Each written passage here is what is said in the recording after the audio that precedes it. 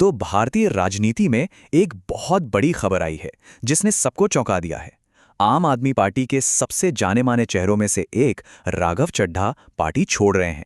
लेकिन वो अकेले नहीं जा रहे, और उनके जाने की जो वजह सामने आई है उसने एक बहुत बड़ा विवाद खड़ा कर दिया है। चलिए आज इसी पूरे मामले को परत दर परत समझते हैं। ये कोई छोटी मोटी खबर नहीं है। बात हो रही है आम आदमी पार्टी के पूरे 7 सांसदों की, जो एक साथ बीजेपी में शामिल होने जा रहे हैं। सोचिए जरा, किसी भी पार्टी के लिए एक ही झटके में 7 सांसदों का चला जाना कितना बड़ा झटका हो सकता है। ये तो पार्टी की नींव हिला देने वाली बात है। लेकिन सबसे बड़ा सवाल तो यही है कि आखिर ये सब अचानक हो क्यों रहा है।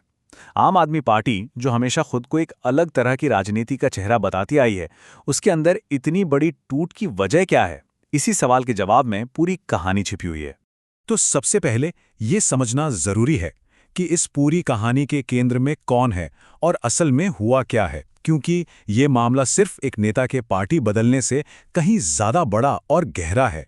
इस पूरे घटनाक्रम को लीड कर रहे हैं राघव चड्ढा। अब देखिए, वो सिर्फ एक सांसद नहीं है, बल्कि आम आदमी पार्टी के सबसे युवा, पढ़े लिखे और मुखर चेहरों में से एक रहे हैं। उनका पार्टी छोड़ना सिर्फ एक सीट का नुकसान नहीं है, बल्कि ये पार्टी की उस आधुनिक और साफ सुथरी छवि पर एक बहुत बड़ा सवाल है, जिसे बनाने में उन्होंने खुद एक बड़ी भूमिका निभाई थी। कई हफ्तों से जो अटकलें चल रही थी, उनके बाद आखिरकार राघव चड्ढा ने अपनी चुप्पी तोड़ी, और उन्होंने जो कारण बताया उसने इस पूरे राजनीतिक दल बदल को एक विस्फोटक मोड़ दे दिया है। ये बयान किसी आम नेता का बयान नहीं था। ये उस शख्स का बयान था जो अन्ना आंदोलन के समय से ही पार्टी की नींव का हिस्सा रहा है। तो जाहिर है, जब वो कुछ कहते हैं तो लोग उसे पार्टी के अंदर की आवाज की तरह सुनते हैं, और उनके शब्दों ने इस कहानी में एक बहुत ही निर्णायक मोड़ ला दिया। और ये है वो बयान जिसने राजनीतिक गलियारों में सचमुच तूफान ला दिया है। राघव चड्ढा ने सीधे सीधे कहा, मैं उनके अपराधों का हिस्सा नहीं बनना चाहता था।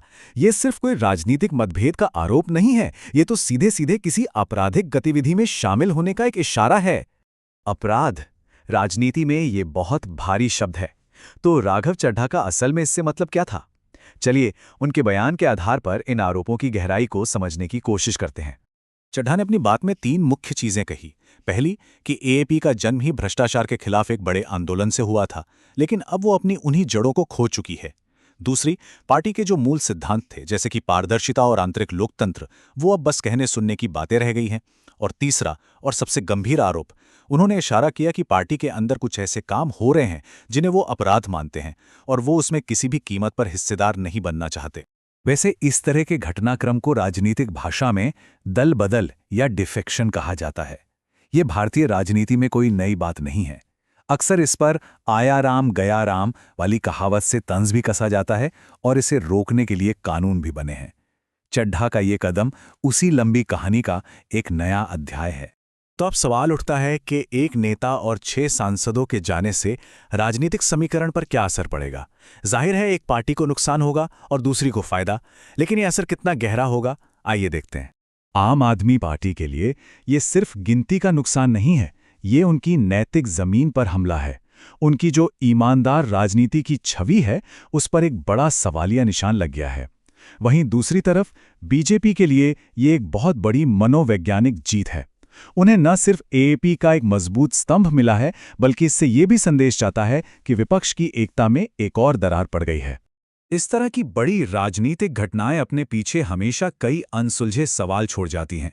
अब सबकी नजरें भविष्य पर टिकी हैं, और कुछ बड़े सवाल हैं जो हवा में तैर रहे हैं।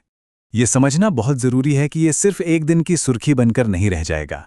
इसका एक डोमिनो इफेक्ट भी हो सकता है। क्या एएपी के कुछ और नेता भी पार्टी छोड़ सकते हैं?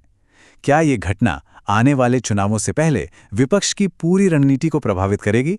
इसके असली असर तो आने वाले महीनों में ही साफ होंगे। तो आखिर में सवाल यही बचता है, क्या ये सिर्फ एक नेता का अपनी पार्टी से मोहभंग है, या फिर ये भारतीय राजनीति में एक बड़े बदलाव की आहट है, जहां विचारधारा से ज्यादा राजनीतिक अवसर मायने रखने लगे हैं? इस पर सोचना जरूरी है।